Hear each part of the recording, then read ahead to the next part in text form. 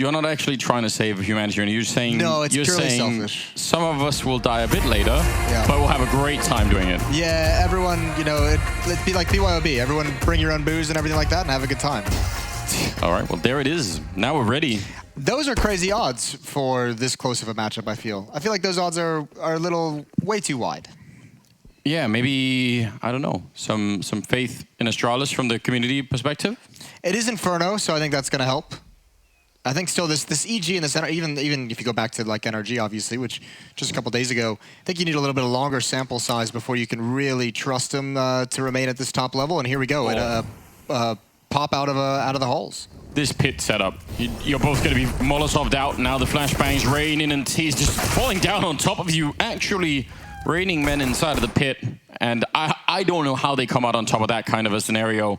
3 versus 4 and a very difficult retake ahead of them here. Almost, one is tempted to say impossible, but I would go so far as to say it is kind of impossible. It takes some kind of massive mistake out of Astralis to lose this round. Glaive is going to find an easy one. There's just too many angles to check this whole way through.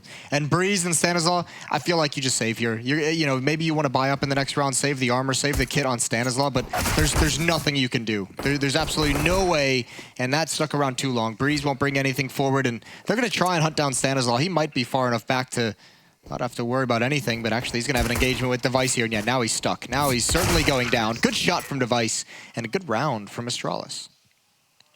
yeah, a bit of a different pace here to start off with on Inferno for Astralis. Had a hard time beginning both the halves on Dust 2. I guess they did win the pistol, but then they kind of messed it up on Dust 2, right? Second round, yeah. Yeah. So if they avoid that now, then it'll be a lot better. You know what? You know what I miss that people don't ever do anymore? What's that? If you save a kit like Breeze did in the pistol round, why does nobody ever buy a smoke in next round trying to ninja defuse? Like, I know it's incredibly low percentage, but yeah, just do it for me. Yeah, stop being selfish. Do it all for Anders. It's just, you could put that to such better use, can't you, than just going for a ninja, right? Especially on a map like Inferno when you're on the CT side.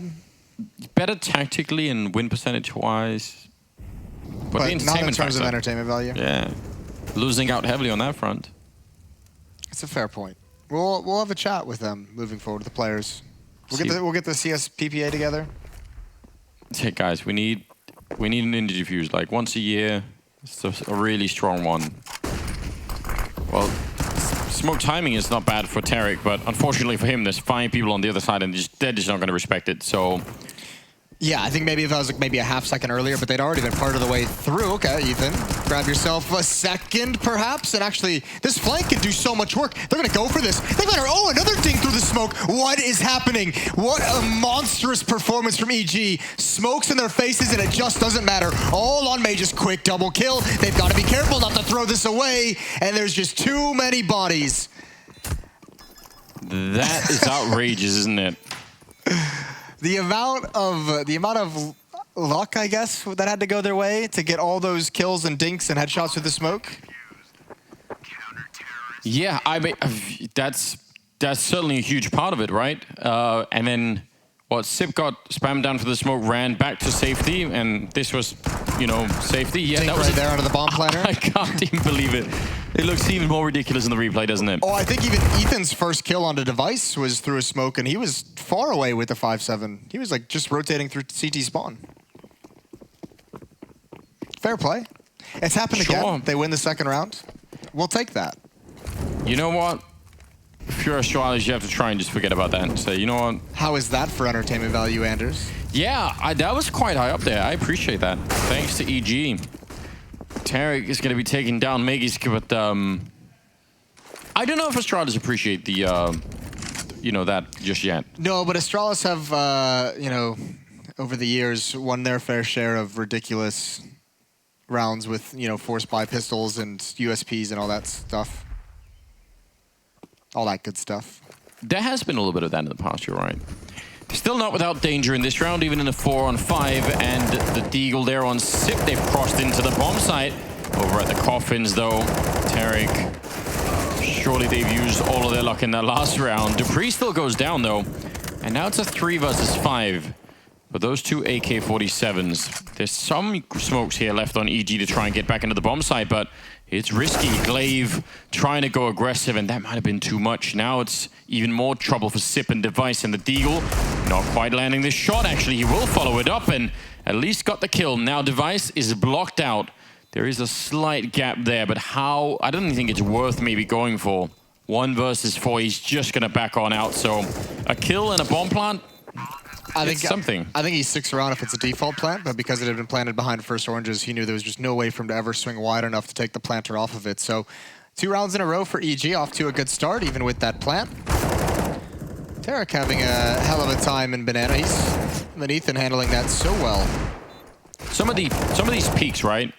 Dupree through the smoke, Glaive over at construction.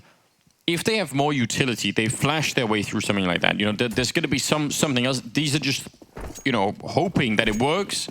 And when it doesn't, you're sort of left in a position where you're like, oh, well, now we're 2 on 4 and we've really got nothing left. Yeah, Glaive actually did have a, he did use a flashbang before that peak, but it wasn't, you know, the peak was so delayed that the flashbang would have worn off either way. Boost up over the smoke. You touched on this yesterday, how doable this was, and almost backfires entirely. Ethan goes down, and Stanislaw takes a bit of damage for the attempt. A 5 on 4 the way of Astralis, but still, just outside of the AK-47 on Device, not a whole lot of power, just Deagles. No utility, but they do only have 2 defenders here. That's the bomb. That is the bomb. So flashed in. Oh, it's a stunning headshot for Device. That's a sick read as well. He was waiting for the pop flash. Yeah, he absolutely was. Breeze now in pit. Can still do a lot of damage. Backup is being called for, but Sip able to pick him up, and Tarek finding a bit of safety there. I was going to say out in the open. That would have been bad. The grenade, though, was fantastic. The follow-up Molotov and Dupree, well, he was going to go down either way. Now Device. Triple kill, 29 health, and Stan is coming in from the other side. He's already close to it, waiting for him, in fact. And yeah, that was very smart from Stan. He was just not making any noise and just thinking eventually he almost has to come back and take that look. So unbelievably close round, but do you win it? No, but that's costly. That's not a win that makes you super happy. You've got to reinvest so much money into this next round. So Astralis with the plant, they're definitely going to be buying up. Remember, that's a saved AK-47 and just Deagles invested into. So they're going to have a very, very good investment, and EG, no money left in the bank after this buy. Only Ethan has anything really worth talking about. 2,600. Double up, though. Double up, though. 1 on Tarek, 1 on Cirque, and Cirque is going to take his in towards mid, and actually he looks like he wants to get aggressive. Might turn towards alt mid for just a brief moment. There's the shot, and you see him shake his head because he knew it was there. But his brain was warning him of the danger from mid, and he plays it conservative. Can't really do anything about that. At least he didn't end up going down there, so that is a bit aggressive. Kind of aggression you like, though. Oh, especially from an AWPer like Cirque. He's so capable of winning fights like that. So I don't blame him at all. Breeze, to me, is feeling a bit lonesome for somebody to show up on that side. I feel like any kind of a heavy aggression. I guess they'll know withstand, but still, if like two or three people came out of apps like that with the 1 good flashbang, that would be rough to handle. Yeah.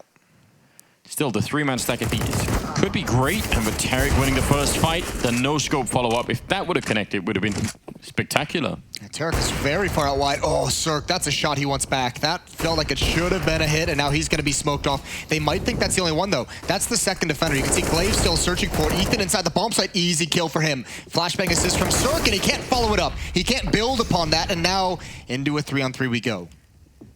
If they put the bomb down here, you can shoot through that coffin. They're going to try and make the cross. There's a big gap there. And I don't even think they actually heard the bomb going down, so not even an attempt. Sip covering over at Banana. Stanislaw is eventually going to show up, but otherwise it's Cirque and Breeze for the retake through CT spawn, and we'll see how that goes.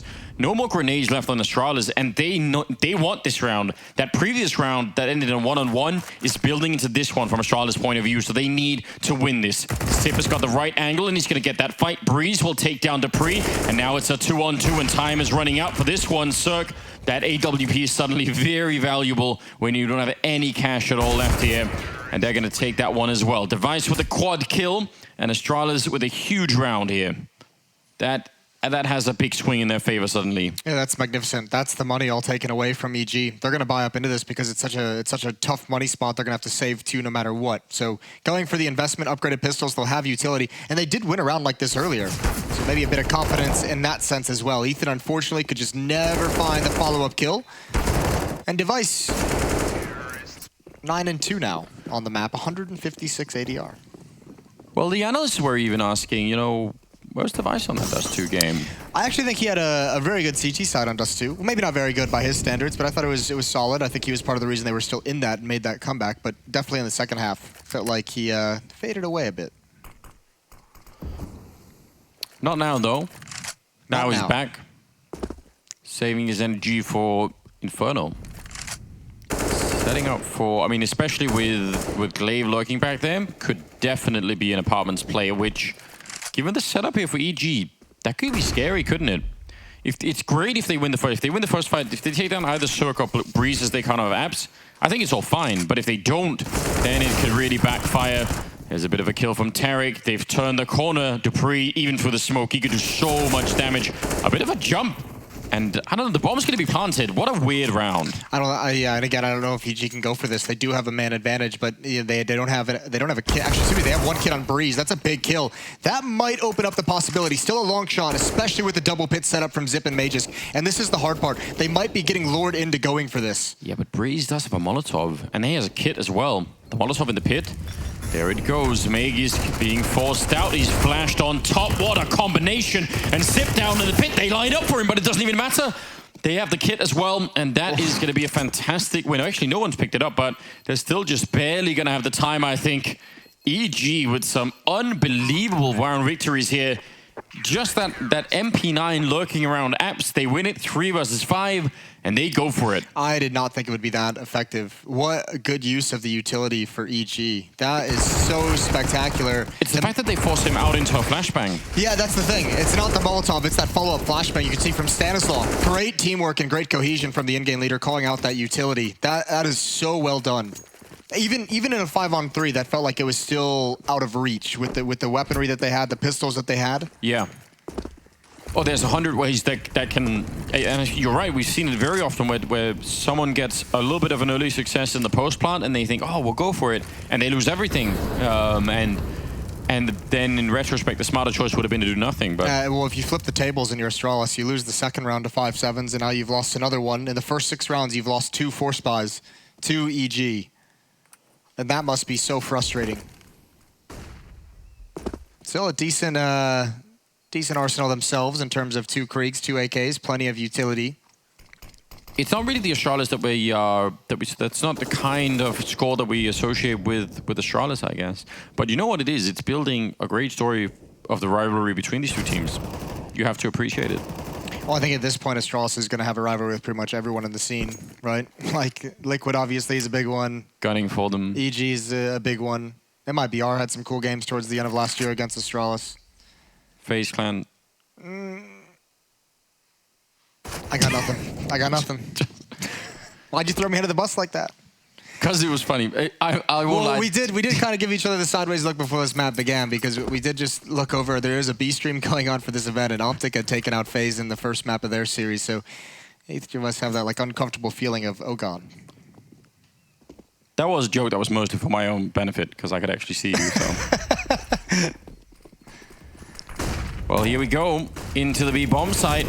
Ethan falling back into the Molotov, and actually they've got a big stack here with 10 seconds left. Magisk opening up, but Astralis, they might just run out of time. If the bomb goes down, that would be a disaster. 6 seconds on the clock, and they are barely going to get that bomb plant in. That is ridiculously close. I feel like this is the second time we've seen EG with a stacked B bomb site. 3 players there and not able to hold on to it. Just not enough production, not enough frags coming out their way. Dupree doesn't even need to take this fight. He can just back away, but gonna get close up behind the half wall, and that's an easy victory.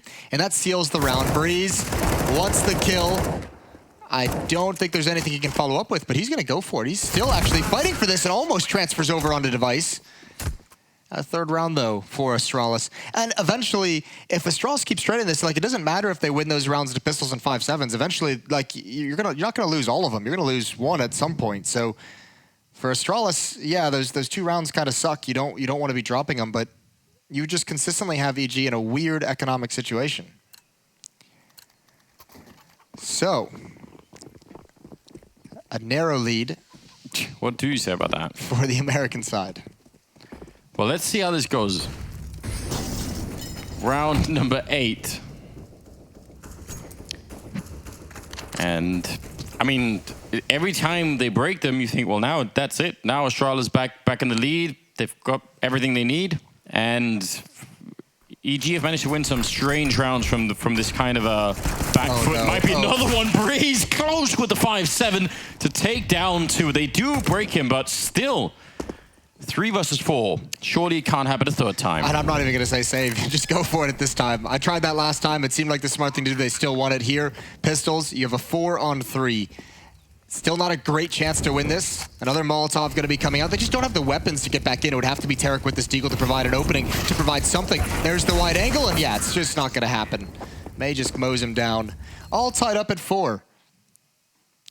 5-7's really coming back into style in a big way, isn't it?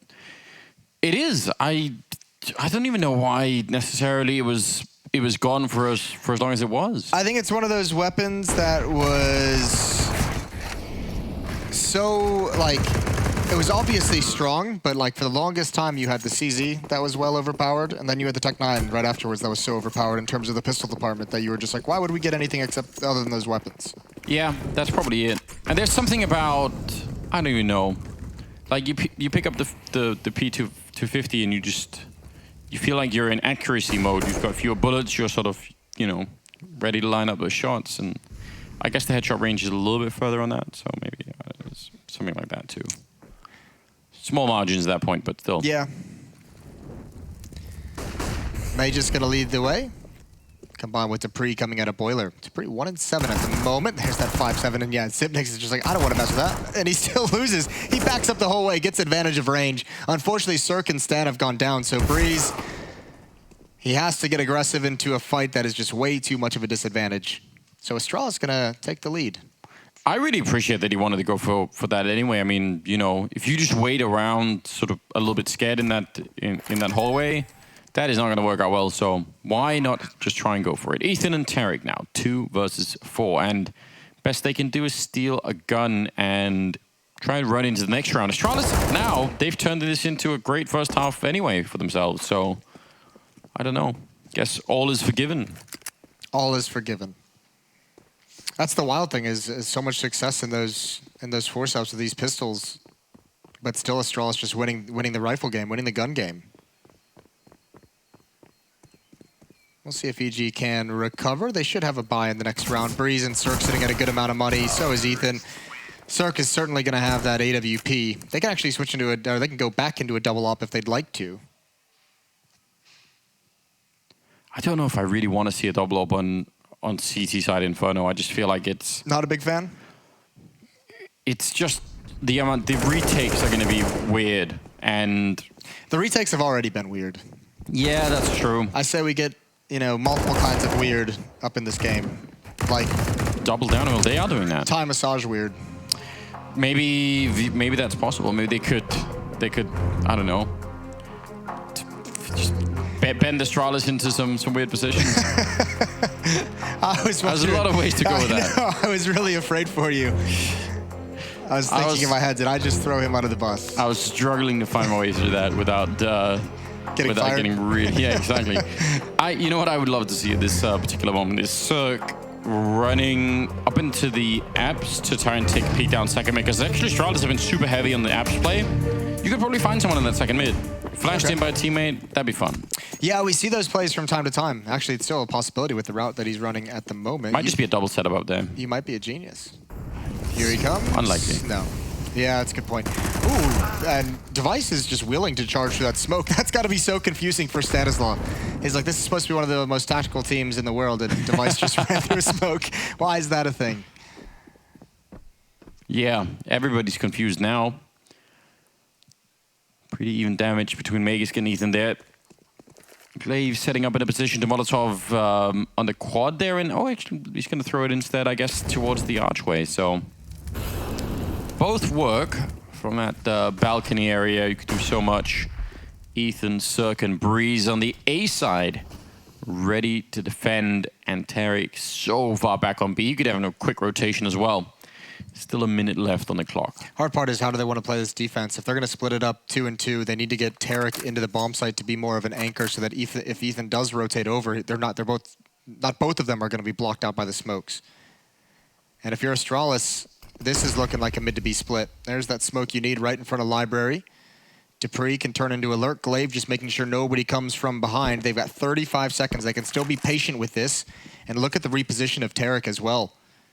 I think Tarek and Ethan, their priority with the way that they're standing, and even with Ethan boosted up, their priority is making sure they don't get backstabbed. Let's just hold on to CT spawn. We can retake B. Yeah, but if Tarek misses that gap shot, Ethan is still going to be in a very awkward position. He won't miss the shot, though. And Glaive goes down. Dupree, he's made his way in, and yeah, that was the trouble. The second player there, Tarek, doing a phenomenal job here. 9 seconds left. He's now hiding inside of the smoke. He must be looking at the clock, just thinking, any second now. There's the kill that ends the round. A beautiful triple out of Tarek, and EG bring it back. That's some god-tier play from Tarek. Even just hiding in the smoke. He knows you either have to come for me and waste a bunch of time, or you're just going to try and get that planted, and I'll pop out whenever I damn well please. Nice sequence. Tough situation as well to read it with the split coming in onto the B bomb site. All tied up at 5. Nobody being allowed to get away with too much here. Still some money left in the Astralis bank, and they'll be able to buy into this round. And after that, it's looking kind of grim. And EG don't have a lot of money either. Yeah, it'll get sketchy for Astralis after this, especially if they can't get a plant. I think Glaive would be right on the edge. Good nade damage onto Magiskin device. Oh, Glaive's gonna go through that. Yes, indeed. He sees mid is clear, doesn't care about that smoke. How far does he want to go? So playing a huge off angle here. This is sort of position that if you're turning the corner on Astralis, you're actually shoulder peeking for the pit instead. And that means you're way over peaking that off angle, and you're probably just going to be going down. But now, instead, they are doubling down almost more than that. 4 people towards the middle. Similar setup as they had earlier, but now they have much better rifles on the EG side. And Astralis, they are seconds away from walking into this trap. Is it going to be sprung? Their stand with the opening, the follow-up of Cirque, and now they're falling back. This is beautiful, isn't it? And Cirque even just waiting around. Nerve to do that, and again, the off angle is so hard to handle, and he's so quick as well, taking down Magus with the flick, and I don't know, that's a beautiful round. They rotated the 4th player back just at the right moment. They had so much confidence to just stand their ground and take those fights. UMP up close really shuts that down. The Boiler player tries to trade him off, and that's being covered by Cirque, so just a solid defensive setup for EG. And now we just talked, I mean, the money for Astralis is kind of going away, but a couple players right on the edge, so what kind of a buy can they come out with? They are going to invest. It's 4 SMGs, it's 1 AK-47. That'll be on Dupree. 3 UMPs and a MAC-10. And here we are in round 12. Still haven't seen Circuit too aggressive. We did see him flirt with the idea of an alt mid peak earlier in this half, but he hasn't gone back to it. Glaive taking so much damage from the Molotov. Why are so many of them burning just early in the round with almost nothing else happening? A lot of damage onto Breeze as well. He's got the first kill already, but if he goes down, then the A bomb site will certainly follow. Now a little bit of backup, actually. A lot of backup has shown up. Everybody's vacated the B bomb site. You can understand why. Look at Breeze's HP. They felt a lot of pressure, and they don't have a whole lot of presence towards lane. Everyone was kind of grouped up over towards the wrap side with Cirque and Tarek. So Breeze, the low HP player, was the only one to defend that half of the bomb site, but now they've shifted. They'll play retake on B. Ethan far back so we can get a quick cheat towards that A bomb site. He's already basically in CT spawn. Cirque inside the site, and Breeze, they have a very tenuous crossfire. A missed shot from Cirque could be such an issue. Yeah, and Breeze wanted to investigate. Oh, actually, Tarek is there as well. The double ops working beautifully, and Cirque will take down Device. A triple kill for the young AWP player. 7-5 now. And moving into round number 13, you've got to feel like they're going to be very happy about that. Currently, just pistols on the Astralis side, upgrading to a couple of Deagles. 4 of them in play. Actually, just 3 and a couple of P250s. Overall, this is this is turning into a very, very respectable first half for EG. They could end up 2-0ing Astralis. What a wild day that would be. Yeah, it really would be. I mean, even Duncan has been touting, his support of this EG roster. Even predicting a 2-1. We'll see if Astralis can actually fight for that third map. This is, I mean, some of these defensive setups that EG have come up with have been great. They look much improved. I mean, obviously, the addition of Sanazar is going to take some time to click in, but it just seems to be getting better and better each event. It does, and it was already great to begin with. It sort of had an explosive beginning. One thing that we haven't seen so much yet, not that he's really been playing badly, but some of the individual plays that we've seen out of Stanislaw in the past, I was super hyped up about it at the major especially, because he had such a fearless style that I just really sort of almost fell in love with a little bit. So I kind of want to see that back, even though I don't think they have to rely on it. In some ways it's good if they don't, but just every once in a while. Grenade will land right next to Dupree. He almost sat on it. Oh, Ethan prepared for the turn of the corner. There's Tarek to add in, and a dink onto Tarek is going to force him to be passive, but they've done a great job keeping hold of this B bomb site. Nowhere close to getting a plant down. 8-5. EG rattling off 4 in a row now. What a wild start. If you go back, remember it was Pistaron to Astralis. 3 rounds in a row, EG had to retake bomb sites and defuse the bombs, and then they lost one, and then they had another defuse. I mean, they've had to really grind to survive some of the early pressure that Astralis put on to get to these 5 rounds. Right now, 3 Creeks and an AK. 2 AKs. Yeah, that's a powerful buy, isn't it? And all of the grenades they could really possibly want, but they've also put their whole bank into this round, so in some senses it better work. Not that 5 rounds could be manageable. There's the peak that I wanted, and I'm so sorry, Soy. That was awful advice on my part. Well, he'll learn, like the rest of us have, not to listen to you. Yeah. Hard lesson, that one, isn't it? I like this call, though. Astralis going right back up banana. They've had control of top banana frequently, and they're just going to attack it. No tactics, no finesse, brute force. Great shot from Tarek, but no chance of him getting away. And no chance as well of Ethan coming in with, 2 kills through the smoke again. That nade will do an okay amount of damage, but there's just really no follow-up. And if you're NRG, you might as well go for this. There's 2 rounds left in the half, and you have plenty of money. Take the guns away. What about if you're Evil Geniuses, though? Ah, dang it. I was doing so good. You were doing... Listen, I've been practicing in the mirror. Just repeating EG and Evil Geniuses. Oh, man. 3 versus 4. I feel like we're having a little bit of a battle here. We've got some good ones.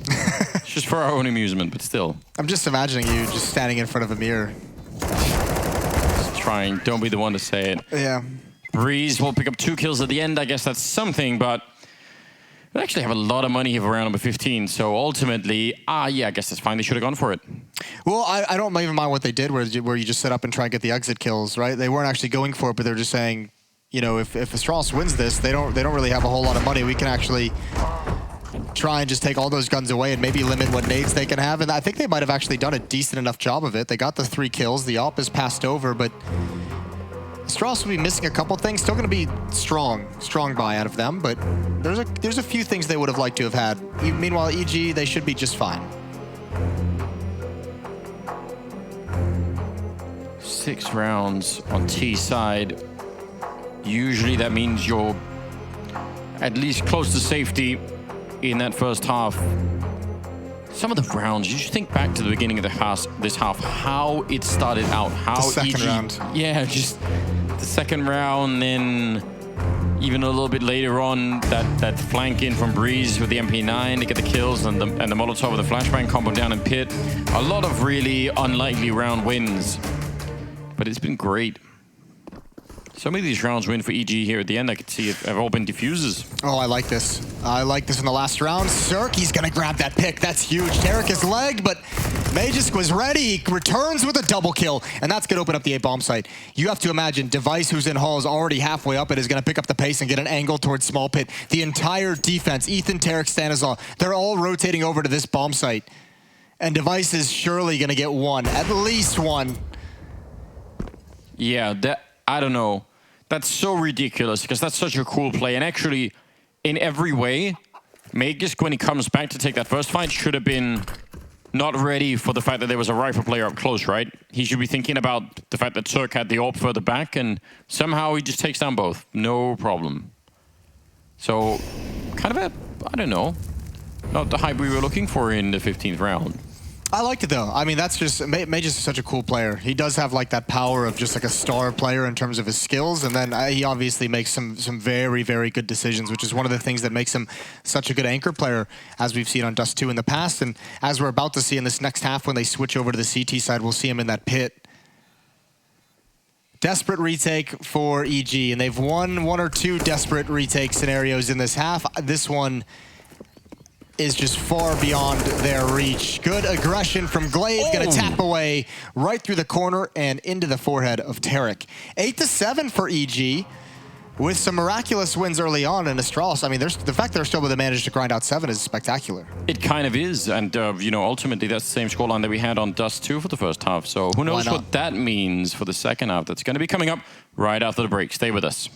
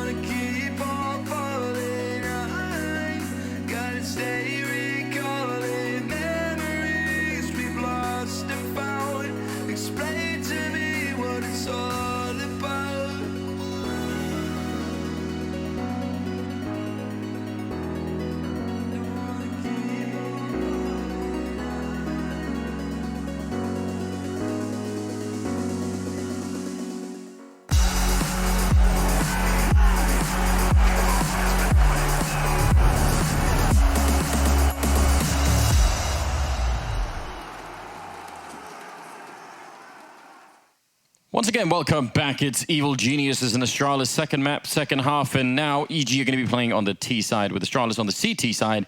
And we ended 8-7 in the first half in spite of just a lot of chaos in that first half. It's hard to even summarize how much is going on there. Yeah, it was wild, a back and forth affair. And I mean, both teams had their little mini runs, which was great. But obviously, Astralis just did a phenomenal job of never letting the economy get out of control. Remember on Dust 2, they had to burn through like four rounds before they could finally get the money low on the EG side. Here, they just always had EG at that breaking point, which was quite nice to see. Yes, it was. Although, as is that little smile. Yeah, I was going to say, he's so happy with he's laughing. He's got a good smile. He was anywhere near the breaking point. No, he seemed like he's in a great mood. I mean, he should be, right? Theoretically. From Romania, I believe. Is that true? Am I making that Bulgaria. up? Bulgaria. I was one of those. One of those, huh? I took a shot. It was the wrong one. But yeah, think about how rare. I don't think you could be close in someone's home country. I think it's just kind of like a binary state, isn't it? You know what? You could be. Yeah, that's true. It's sort of similar to when people roll a 5 with the dice and they say they almost roll a 6. It's not how that works. No. Well, I apologize. I've got a good explanation. Don't worry.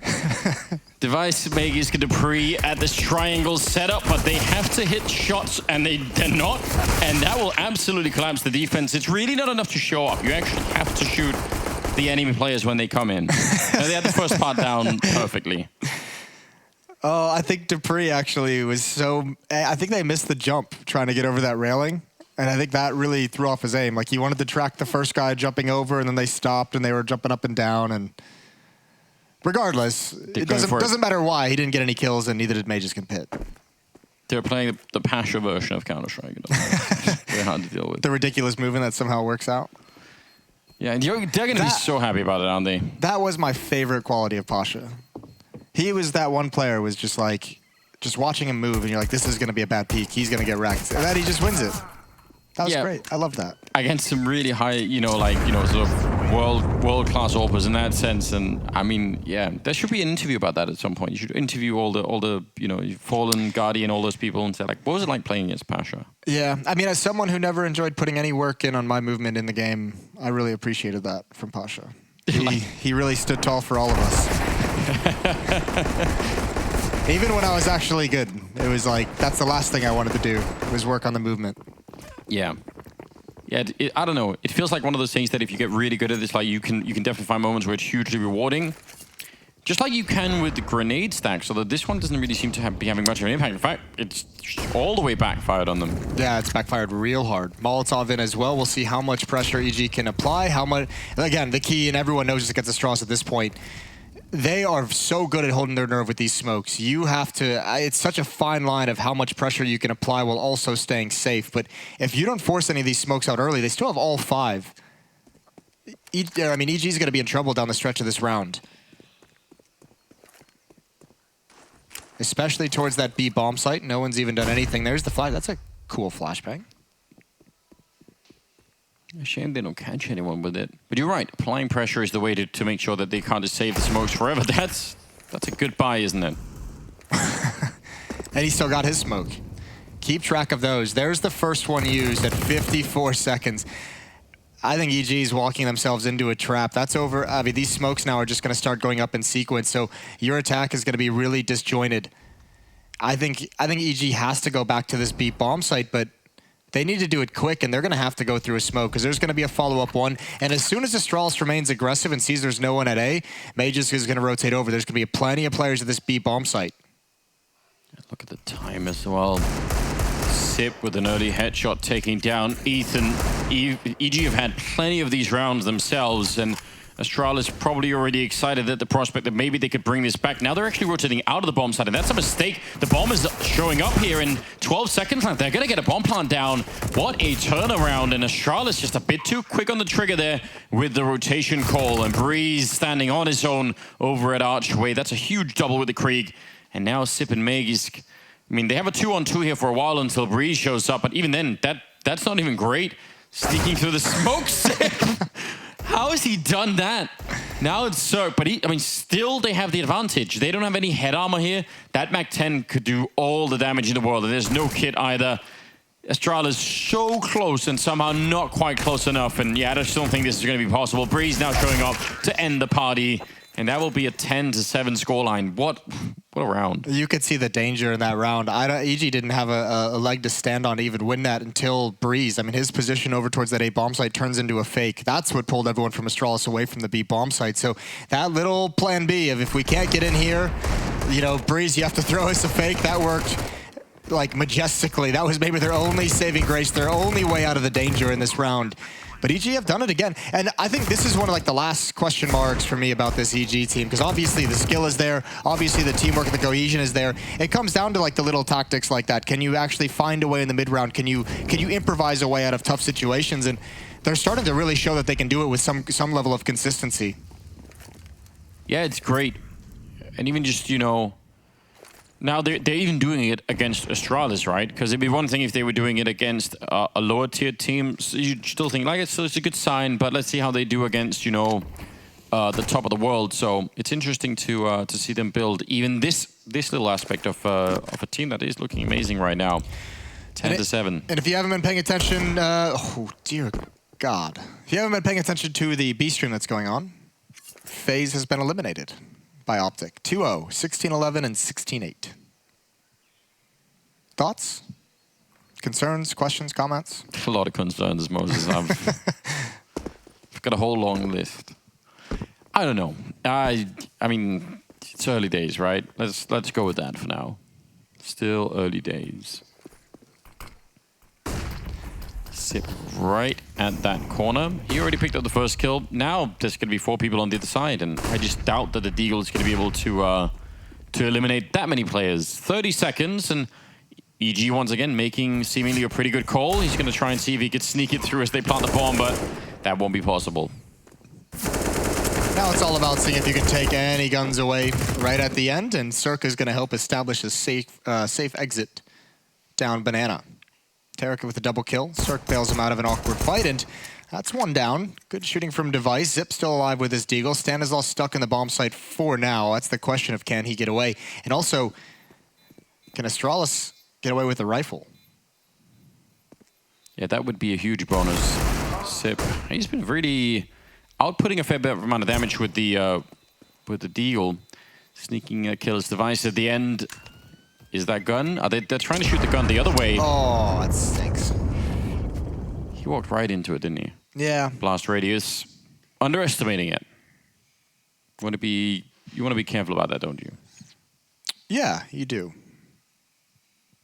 Bomb's explosion radius is not something you want to estimate.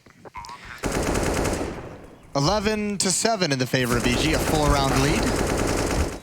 Looking like they're, I mean, listen, it's the T side of Inferno. Their fortunes can change very quickly, but at the moment they're looking like they're starting to create a path towards a 2-0.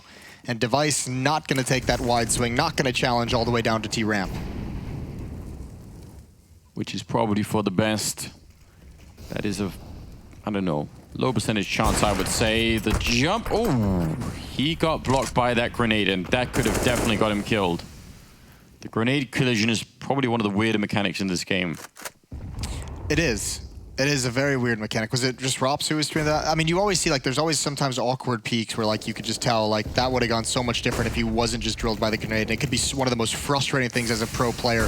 Oh, Glaive, delayed banana take, the aggression. No one wants to peek into the spray. Good trade from Ethan, and Zip has to back off. He has no nades as well. He has nothing to slow this down if they were to continue forward. But again, Breeze left on the other side of the map. He can lurk, he can be a fake. One kill could do so much if he can find it. 50 seconds still on the clock for EG to find their ending destination. It looks like a fake to that B bomb site. Come back towards A, but Magisk and Device, they're not budging. No, they're not moving, but Dupree and Sip are both now being forced to be inside of the B bomb site, just waiting. So 2-on-4 on this A side. Device and Magisk are just going to have to do something big here to even get close to a win for Astralis. Now being forced back, and all of the people coming out of apps, and that opening was way more than they needed already. Device in trouble in that corner, picks up 2 big kills, 19 seconds, and they'll finally take him down. A good double kill for Ethan, actually a triple now, and with 14 seconds, they're gonna get the bomb plant down, but Device actually gave his team a chance. So, though, sees the gun barrel. That's an easy pick off, and so bold to take the peek in middle. That's That's a fantastic way to win, in spite of it being a bit close, 12-7 now. No, and now the pressure is really on Astralis. That is a grinded out victory that you had to have. It looked like the defensive setup was going to be quite nice. But Device flashed off, Mages and Pit flashed and just blinded for a second. And he could never get comfortable, could never set his feet for the follow-up fight. I thought Device had actually won the round for Astralis, so that kind of a play, with that much time left, I thought he did just enough. But obviously, Cirque covering things up in middle very well, and now Astralis has to start feeling the pressure. 7-12, they have not won a round in this second half. Yeah, that's really something. Because I think I was trying to convince people that 7 rounds was a pretty good baseline for that first half, but that was under the assumption they were going to be winning rounds in the second half. What happens if the top 2 teams in the world become American? North American, I should say. I don't know if we could deal with that, could we? We'd have some I would be fine. great American events. Yeah. I am starting to feel like for those like early 4 years, 5 years maybe even, when we had that like NACS meme going on, like we should have taken more advantage of it. Now I feel like it's you out of our hands. feel like you guys were all slacking off a little bit in that regard? I feel like we could have done more. Like we we let you off the hook on that one, and now missed the opportunity. It's a real shame. But yeah, it's not impossible. Like that can absolutely happen. I think what's so great, just to take a moment as Astralis are rotating to the wrong bomb side. What's even better about American Counter-Strike now is you've got these young players that are coming out, like Obo, like Brokey, obviously. Like you've got people that are showing up and that you haven't necessarily heard of, and they're just young talents, and that's so inspiring for anyone who's playing in the region who's thinking, you know what, actually maybe I could pursue a career in this, and it turns out that is possible. So well, I think the other side to the coin of that as well, because you are right. But when you look over at like the Swedish scene and the French scene, that's going to start having to go to some of the younger players rising up the Polish scene as well. I think the one thing that North America has spent years trying to do is start building like the model of how you can build a team with an American playstyle, like build the structure around it as well. Like you start to have the example of back in the day it was the Cloud9 and the complexity. Now it's Liquid showing that it can be done. It's Cloud9 winning a major showing that it begun, and all of a sudden you have all these really talented young players who also realize that you need to be functioning within a team because they've been watching the skilled players fail for years. So I think, and once you get them into a team at such a young age and early on in their career, I think they just get even better on an individual basis. Absolutely, and maybe just the one outlier in that group probably now is EG because of Cirque. So, but that actually does make for a fantastic story, which is sort of that even that can work, right? It actually has paid off, in a huge way. I think he's the only European player that's been able to like come over and just stay here his whole career. Actually do it, yeah. Mixwell had to take some time off. He had to go back. He went back into the Spanish scene. Cadian was there for a little bit. Cadian was there for a little bit, went back. And even that was actually kind of fun to watch. It's not like that was some sort of, epic disaster. Cadian at the London Major with Rogue, I believe it was very cool. So there's been some attempts at it, right? But none as successful as this. We're about to see another one with Complexity picking up Blame F. That's a good point. And that's obviously wild as well. What a shock. 13-7. I believe this is the scoreline we had on Dust 2 as well. And then Astralis tried to bring it back and almost did. It ended 16-14. Going into round number 21. And, well, EG, they have all the rifles, but they've got a lot of money in the back now. That's what I was trying to say. Astralis have sunk everything into this round. Ooh, that's an awkward timing for Cirque. That'll be frustrating. The smoke pops up, and he doesn't give up his position. Still, a lot of presence towards A. Glaive is peeking down Banana, and because he was aggressive earlier and he saw nothing, and he's still peeking down and sees nothing, so there's no reason to keep Zip there. He's rotated back towards the A bomb site. Strong defense to be mounted here in what looks like where EG wants to attack. Just passing the 1 minute mark, and neither team having any kind of an aggressive play.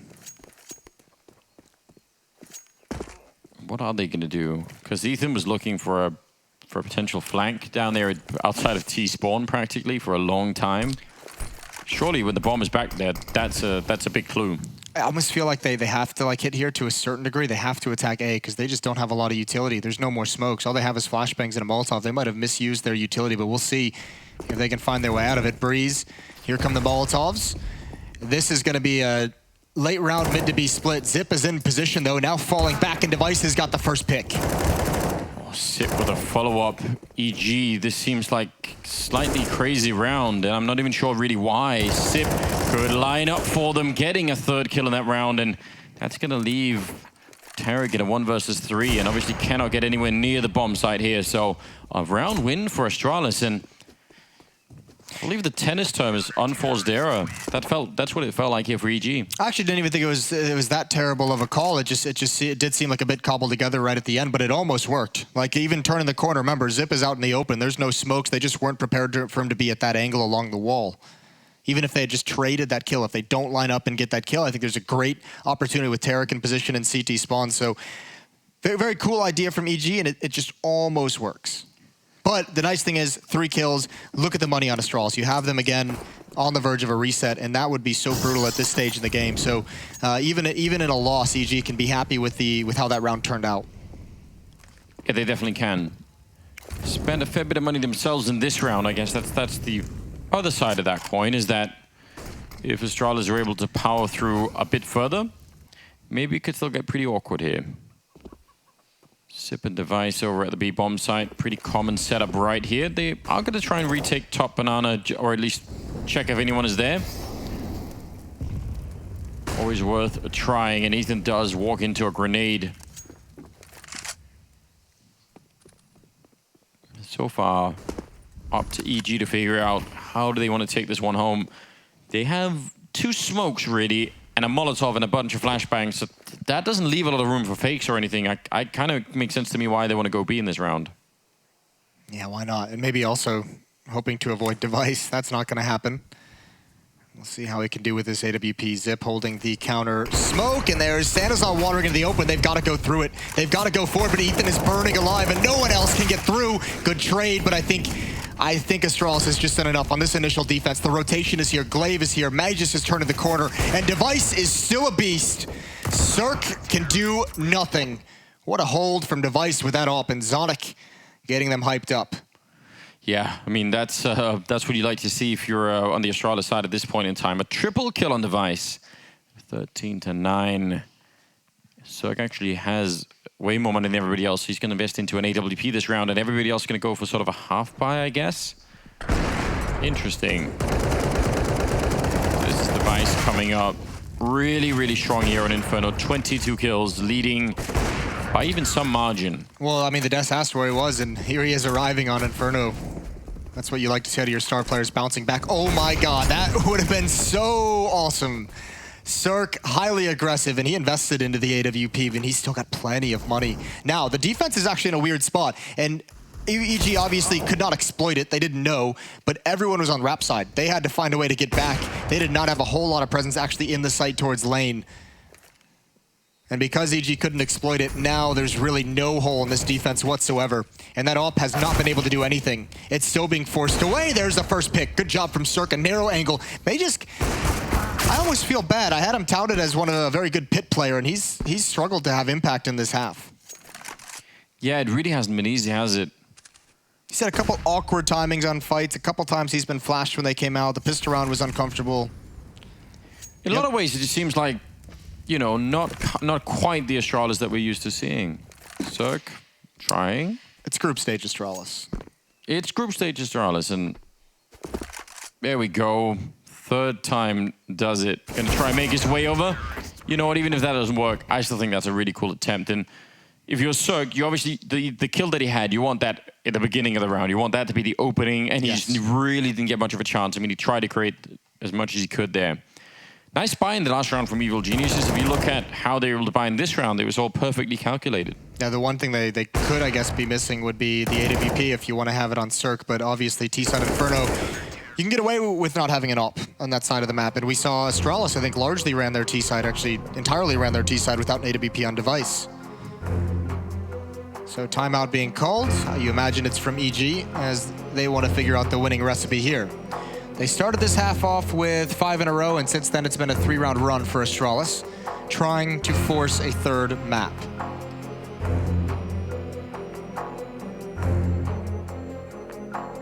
It's looking good right now, but it was on Dust 2. This is a very similar kind of comeback. I believe the score even was 13-7, and then they started to walk their way back, and EG, they already know from that last one, all they need is one opening, and they can turn the corner on that 14th round.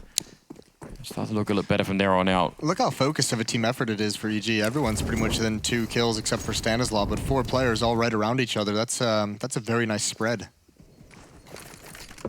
Yeah, well, it's good to be in a team like that, because it can be fun if it's one guy just obviously out-fragging everybody, but then you always have that weird feeling if he dies early in a round, you're like, oh, now what? It's really only fun if you're that one guy. Yeah, you don't like to be, you know, sort of a backseat player. Just say, you know what, you take care of it. Well, I mean, as we saw from Vitality, and I mean, for good reason, no matter how good you do with one player going nuts, you can only get so many accolades or so high up on the rankings with that before people start to recognize that you're kind of a one-man wrecking crew. Magisk, we said he's been struggling in this position throughout this half. He's got a chance to show why we talked him up. And it's all on his shoulders. Good headshot onto Tarek, and he's staying alive as well. They need to clear him out. They're getting the bomb planted inside the site, but if they want to be able to get in good post plants, they must find him. And the fact that he's held on a pit this long, I think it's pretty much sealed it. Cirque dropping down, and Magisk has another. Triple kill in the round for him on defense, and Astralis is at 11. Yeah, huge stand, and they even tried their best to smoke him off at that point in time. But then you can sort of see the stress of what happens when he stays alive in the pit, even as they get the bomb down. They're just like, where do you go? It's a very similar concept, if not the exact same concept, to the A bomb site on Dust 2. Once you get the bomb planted, if there's still a player alive on catwalk, essentially pit, like you just can't leave the bomb site. You're trapped there, and it makes the retake so much easier for the CT side. 25th round. Tech9 being picked up. No dualies. It's a shame. Is it though? Yeah. Dualies, this is probably the best map for dualies. Based on what? Like, what's the science behind this? Have you got any peer-reviewed studies to show? No, I'm just most of the multi-kills with the dualies, if you go check HLTV website, come on Inferno. That is complete made-up garbage. No one needs to fact-check that. I'm just flying by the seat of my pants here. You're hoping that no one's gonna go check. I felt like I had to give you something that sounded credible, but that is the thing that would get checked. Yeah, I was gonna say, this is the internet. You know, people look for those things. Maybe you're accidentally right. That would be awful. 13-11, and so far none of the pistols have done much of anything. You need to get close. You need to hunt somebody down, especially the CCs and the Tech9. If they can get close to that A corner, that would be kind of exciting. Grenades down in pit, and now they're trying to get close to the pre, and there's the opening. And it was going to be the P250 instead. Sip and Glaive need to get into pretty good positions here. They've already seen that coming, but these pistols are just going to be running through, and a great shot there as Ethan will take down Glaive. The bomb is stuck there for a minute at construction with 40 seconds. They pick it up and they actually run at Sip. That almost might have been too much, but at least they're in a 2-on-2 and could probably get the bomb down. Yeah, I could not believe they actually went to take that fight. The flashbang doesn't do anything. Device can stop this plant, and he's not going to be able to do it. It's a 1-on-2 for Cirque. He's got the M4, and they know his position. Very hard to fight your way out, but if anyone could do it, certainly Cirque is one of the candidates here. Getting close, and Magisk will win the fight. Very, very dangerous. He was at 37 health towards the end, and if it was instead Device with the AWP, that's so risky if you're Device trying to fight that one-on-one. That's Astralis tying up the scoreline, or almost tying up the scoreline, sorry. It's going to be 13-12, but they're nearly there. And actually, a little bit more money on EG than I was expecting, so could still put a reasonable buy into this next round. What a great round they have with the pistols, though. Getting that bomb planted helps out in such a big way, and almost taking that away from Astralis. So you've chewed into the cash flow of Astralis. Here's the tough part. You've mentioned a couple times. It's almost like deja vu to the comeback Astralis had in the previous map on Dust 2. But here on like the T side of Inferno, so much more difficult to grind out these rounds than it was on Dust 2. Yeah, it feels like it. Especially because Astralis has their money control. They have the utility they need. They're not hurting that much just yet. there just aren't that many places on Inferno where you can go to take a clean fight with anyone on the defensive side. Whereas on Dust 2, that can happen a lot more, right? And you win one of those early fights, and you've got such a lead. They've got banana control. They haven't lost that much from it, even though they have suffered they've lost a few grenades, I guess. Well, not so much anymore. They just shifted Device over in the place of Glaive, who had used most of his nades. So Device steps up to the plate. He's got nade team all. He's got every nade you need. So even though the initial defender there kind of dumped everything down, Glaive just to secure the bomb site, Device comes over to hold on to it for the rest of the round. So if EG was counting Molotovs, they're going to get caught off guard. Well, the timing might be good, though. They're actually rotating it as Device is trying to shift his position. The first corner, though, and Device picks up a kill, shooting through the smoke is Sip. They finally clear out Device, but this flashbang up in the sky. He's got the pistol out, and they're going to be able to double team him. Good effort here for EG to get into the bomb site. Now, can they win the post plant? 3 versus 2, and a lot of grenades left on Astralis. Oh, look at this 2 ops, though. They have 2 Molotovs as well, but a lot is going to be Cirque. Over towards that triple box. They do have nades, they do have Molotovs to clear him out, and Breeze needs to hold on as long as possible. None of them are being aggressive. This could be so tough. Astralis getting close, and that's a great shot, and the follow-up from Cirque as well. The ops doing their job, and Dupree, he has utility. He was just never in position to help out. They went very early. Good headshot for Dupree, but absolutely shut down by Breeze. And this is almost the mirror now, 14-12. And Astralis, their economy, I mean, they might just have to force into this round no matter what, but it is actually not looking that great for them. EG struggled to find that 14th round, but great play. They've got it now, and now the damage they inflicted in the previous round with the pistols comes into play. This is where, you remember, they took with the CZs, the P250, they took 3 guns away from the Astralis side. And I reckon this timeout is to talk about, are we going to go for it or not? Do we want to save 1 round as Astralis and maybe have, an impressive buy at 12-15? Or do we just kind of put all our hopes and dreams in this 1 round and they choose 27? That's when they're going to plant their feet and fight back. 3 SMGs picked up, AWP on Device, M4 on Dupree. I think they'll have 1 kit as well. I imagine Glaive is going to go for 2 flashbangs instead of that kit. I mean, the SMGs on this map, unlike on Dust 2, where you have to play ranged at least some of the time, this time you get up to a lot of corners with them, so they're still going to be pretty good. Dupree running down the middle. You said they were going to make their stand. Well, here it is. Cirque, he gets a kill. He was almost ready for it, but maybe they can bring Ethan down as well, and then they'd have a bit of a chance. Breeze coming up through that grave right there in front, and the timing is so good, and now they're actually trading favorably. They just need the bomb. Magisk walking right in front of Ethan. If he's just patient, he's going to get this kill as well. Oh no, he fired the gun and he goes down. That is a mistake, and one that could have almost cost them the round. They might have brought it back here, but you never want to see that. Well, now Zip is just going to gamble. He was spotted and left mid, and Tarek is going to keep holding on towards brackets. And Zip, yeah, he's saying, okay, if they spotted me at A, maybe they're calling it out to go towards the B bomb site because this is where I am, but he's done the wrong gamble. He could actually choose to go for this. There is, that kit in middle, I believe, that he could pick up, and actually, with an AK-47, a 1 versus 2, I think Zipnix is going to feel very comfortable going for it. Finding the kit certainly would be great, wouldn't it? Yeah, I'm trying to think of where Glaive died. I think he might be looking for it as well. There he is. He's found it. Well, the bomb only just went down, so yeah. Still, such a tough... I mean, look, it's planted for Tarek, and he's deep in library. He'll be able to turn, and even if Stanislaw can't win the fight, advantage is still towards Tarek. Getting the kill and smoking the bomb might be Zip's only chance. And the fact that he has the smoke is kind of significant here. Goes for the early fight, and yeah, you almost need to win that. Now, you've tipped your hand a bit, and now they just have to wait it out. Sip goes down, and EG will find a 15th round. Now, 1 single round away from taking Astralis down 2-0. First on Dust 2, and then now on Inferno. It's almost there. They've got 3 chances to do it, and it's a shotgun on Dupree in this round. Glaive and Zip have yet to buy up, but they're sitting right around 2K, so... EG, much like they outlined on the desk at the Major, making a statement in these group stages at ESL One New York. Let's started to see in interviews, kind of, you know, even at the major a little bit, Astralis referenced that, but I mean, I think Evil Genius is starting to really kind of flex their muscles and say, we need to start being considered a top team.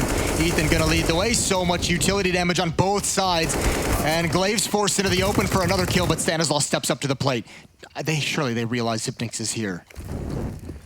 Well, that Molotov certainly suggests they're going to make absolutely sure that they're not going to fall to any kind of tricks like that. And Sip, he was very patient, very polite almost. Almost too patient.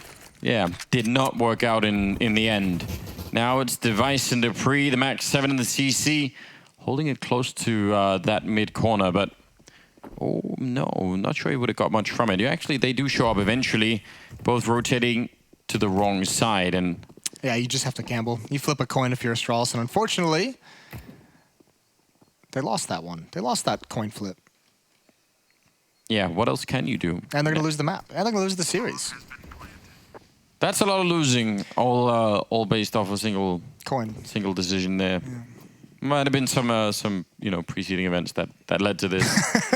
They picked up an AK-47, but gee, I mean, this is brilliant. You said that they want to be in contention for a top team. I think they absolutely are. They're playing fantastic Counter-Strike. It's super exciting to watch. They're making great decisions. They got all the star power at the moment, and Breeze right through, taking down Device, and now it's a 1-on-3, and here we go, ladies and gentlemen. 16-12 as EG take down Astralis in a 2-0 fashion here at ESL One New York. That is just a great story. The rivalry continues. That's a good-looking team at the moment. And I think one of the good things as well is you don't see any celebration. Like, winning this match in the group stage is not enough for them anymore. That's going to start signifying the growth of this team to be something even better. Regardless, we're going to have our desk break down this series. Take it away, Frankie.